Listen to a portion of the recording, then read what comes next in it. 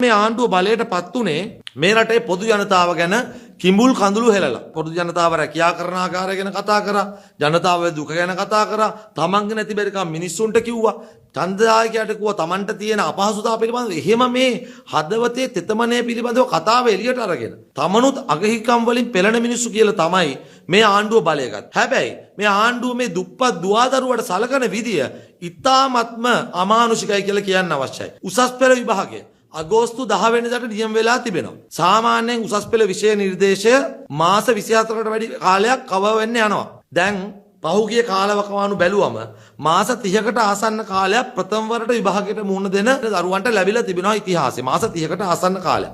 මාස 28ක් 29ක් වෙන්න පුළුවන් 31ක් වෙන්න පුළුවන්. කෙසේ නමුත් මාස 30කට ආසන්න කාලයක්. නමුත් මේ වතාවේ අගෝස්තු 10 වෙනිදා විභාගෙ තිව්වොත් දරුවන්ට මේ අවස්ථාව ලැබෙන්නේ පළමු වතාවට මේ විභාගයට මුහුණ දෙන දරුවන්ට මාස 20කට ආසන්න කාලයක් තමයි අධ්‍යයන කටයුතු වලට ලැබිලා තිබෙන්නේ. දැන් උසස් පෙළ විෂය නිර්දේශය ආවරණය කිරීමට මාස 20ක කාලයක් ප්‍රමාණවත් නම් මොකටද කලින් වතාවල් වල මාස 30කට ආසන්න කාලයක් දුන්නේ? පැහැදිලිව මේ විෂය ඉගෙන ගන්න දරුවොත් ගුරුවරුත් දෙවකවලම දන්නවා. මේ දරුවන්ට මේ කාලය මදි පළමු වතාවට මුහුණ දෙන දරුවන්ට කොහොමද? ඒ වගේම උසස් පෙළ ප්‍රතිඵල ආවේ මාර්තු මාසේ 31 වෙනිදා. අප්‍රේල් මාසේ 1 වෙනිදාම වැඩ පටන් ගත්තත් අර ප්‍රතිඵල වලින් තෘප්තිමත් නැතරුවෝ ඔවුන්ට තිබෙන්නේ මාස 4කුත් දින 10යි. මාස 4ෙන් කොහොමද දෙවෙනි වතාවකට නැවත වතාවකට තමන්ගේ අධ්‍යයන කටයුතු සාර්ථකව කරලා මුහුණ දෙන්නේ මේ විභාගයේ?